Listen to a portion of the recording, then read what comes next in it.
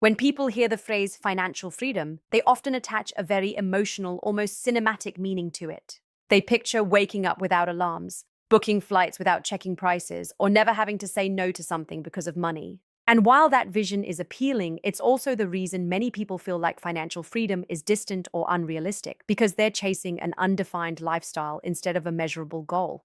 Let's simplify it. Financial freedom is not about luxury. It's about independence. Specifically, it means your assets, your investments, savings, or income-generating resources are producing enough money to cover your essential living expenses. That's the baseline, nothing more, nothing less. For example, if your monthly expenses are the equivalent of 200,000 PKR, then your version of financial freedom means generating 200,000 PKR per month without relying on a job. That income could come from dividends, rental income, business profits, or other investments. The source matters less than the consistency. This is where clarity becomes powerful. Because once you know your number, the concept of financial freedom stops being abstract and starts becoming mathematical. It's no longer, someday I'll be free, but rather, this is the amount I need to generate, and this is how I can work toward it. However, most people make a critical mistake here. They base their freedom number on an inflated lifestyle they don't even currently live. They assume financial freedom means upgrading everything, house, car, travel, spending, without realizing that the higher your expenses, the further away freedom becomes. Every additional expense increases the amount of capital you need. There's also an important distinction between being rich and being financially free.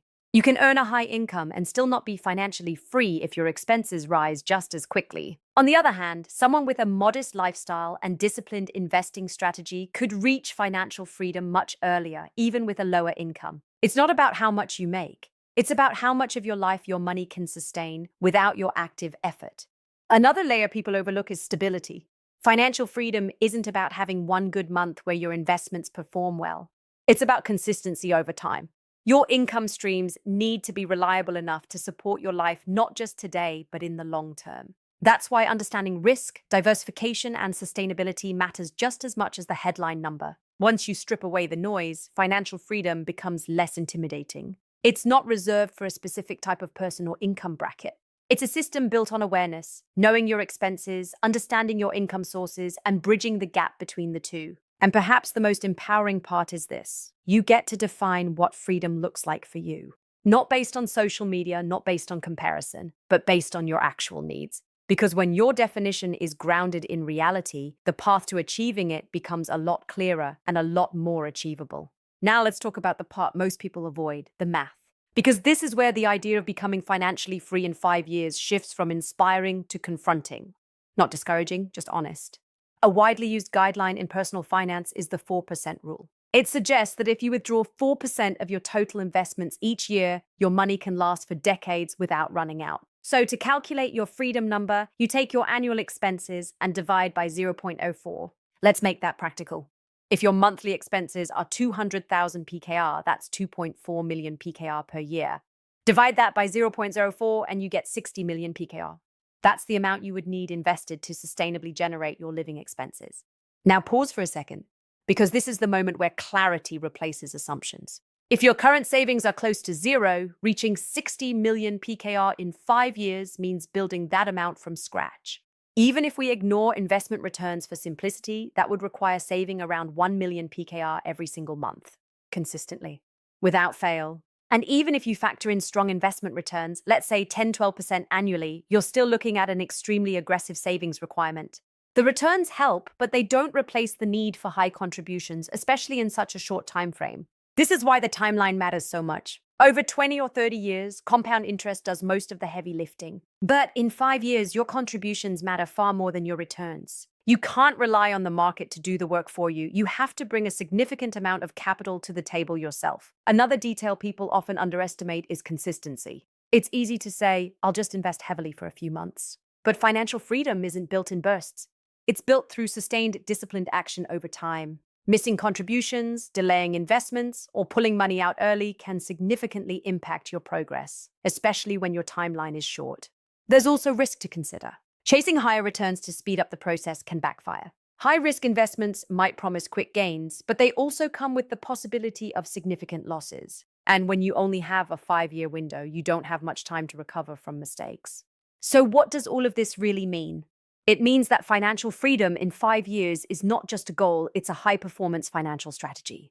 It requires a combination of high income, high savings rate, disciplined investing, and controlled spending. If even one of these elements is out of balance, the plan starts to break down. But this isn't about saying it's impossible.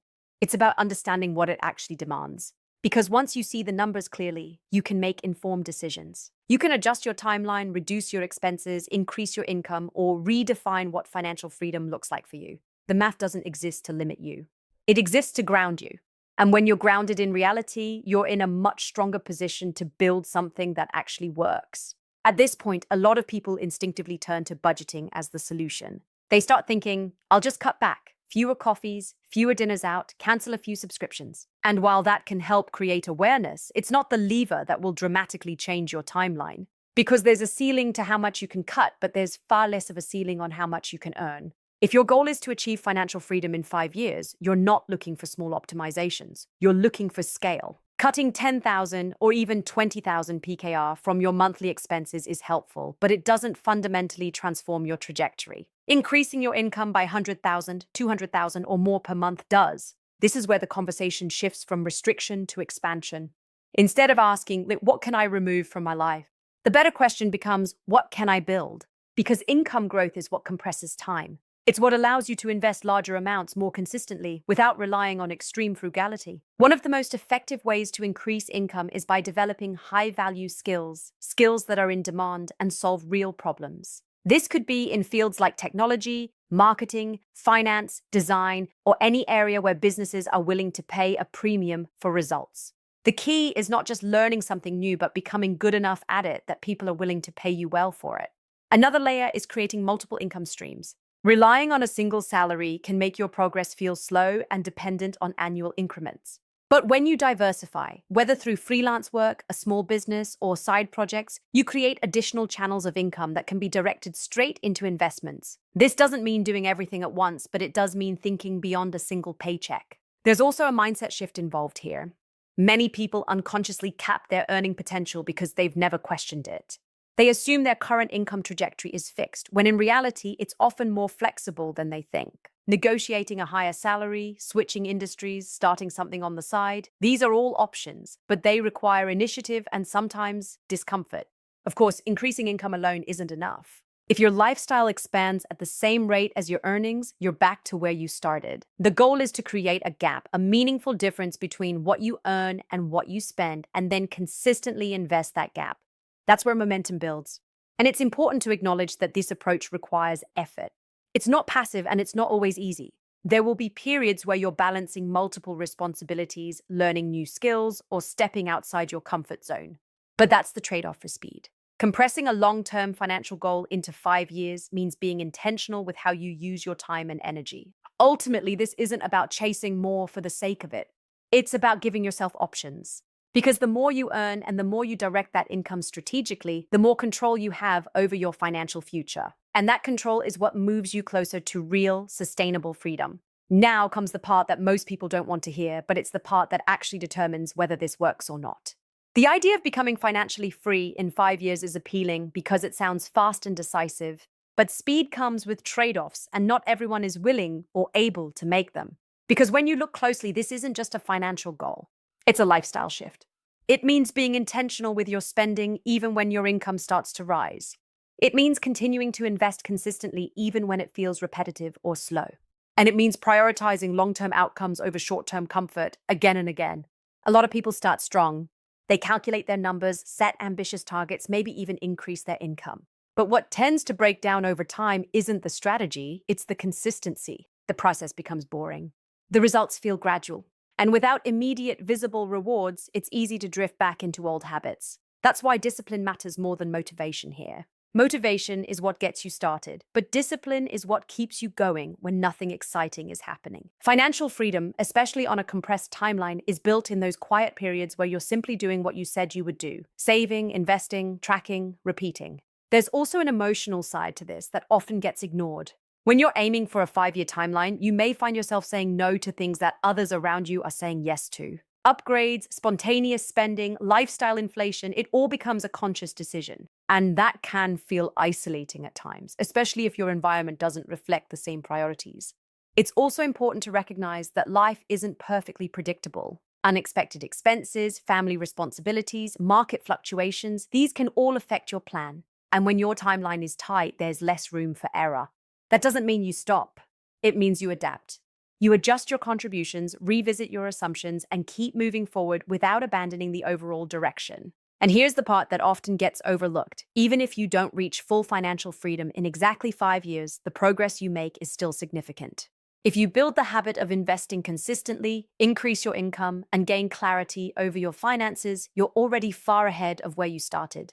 The timeline might shift, but the trajectory improves. So the real question isn't just, can this be done in 5 years? It's, am I willing to align my actions with what this actually requires? Because the gap between knowing and doing is where most plans fall apart. There's nothing wrong with aiming high. In fact, ambitious goals can be powerful because they push you to think differently and act more intentionally.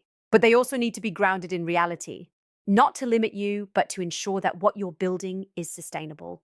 At the end of the day, financial freedom isn't about hitting a specific deadline. It's about creating a system that supports your life without constant effort.